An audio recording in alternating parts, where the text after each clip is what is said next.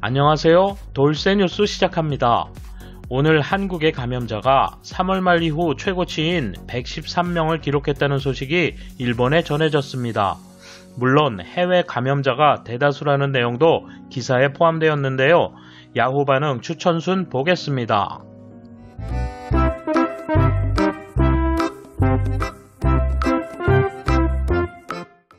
이에 대한 일본 네티즌 반응 보실까요?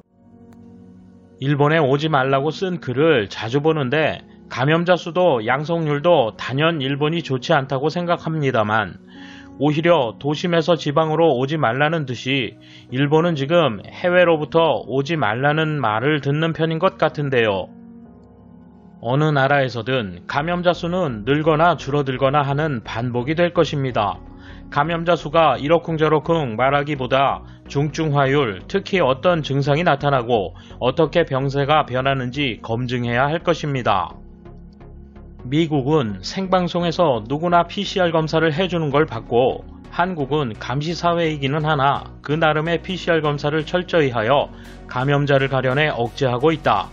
어정쩡한 대책으로는 감염을 못 잡는다는 건 자명한 이치다.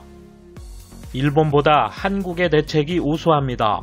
일본은 사생활이라든가 개인의 자유 등을 말하지만 C19에 관해서는 강제력을 가지고 공익을 우선시해야 합니다. 대체로 개인의 자유라든가 따지는 자는 이기적인 놈들 뿐입니다.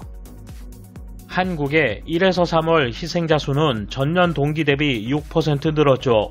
작년 11월경부터 초과 희생자 수가 증가하고 있는 이유는 아무런 설명이 없는 것 같습니다.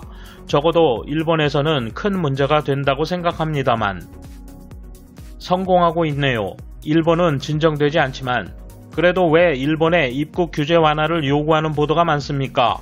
교류를 끊는 게 서로를 위하는 겁니다. 속상하지만 한국 대책은 확고합니다. 그래서 일본처럼 되지는 않을 것입니다. 일본은 대책을 세우기는커녕 확산 캠페인, 의료가 여유롭다는 근거 없는 설명만으로 국민을 움직이고 연휴 후 자숙시키는 항상 같은 패턴입니다. 이라크에서 293명 전세기로 돌아왔는데 이 때문이라면 적은 편일지도 모르겠네요. 돌아와서 모두 격리시설에 들어갔기 때문에 지역에서의 유행은 없을 것 같네요. 내일부터 이라크 이외에서 늘지 않는다면 지금까지와 같겠지요. 86명은 해외에서 반입된 케이스입니다. 27명은 국내 감염. 인구비를 생각해도 일본의 완전 패배로군. 일본도 희생자가 적고 5월 말까지는 상당히 억제한 것은 틀림없지만 대만, 중국, 한국은 고우투 같은 걸 하고 있을까? 한국은 113명으로 3월 1에 최고 수준이라는데 일본은 도쿄만 해도 훨씬 많네요. 혐한이지만 어떤 대책을 세우고 있는지 배울 것도 있다고 생각합니다. 입국 제한 완화가 되면 앞으로 사업가들도 들어올 거지. 제대로 검사하거나 입국 후 14일간 자택대기 또는 시설대기를 철저히 할 수 없다면 정말 오지 말고 아무리 억제할 수 있다고 해도 조금 있으면 재확대가 되어버리는 것입니까?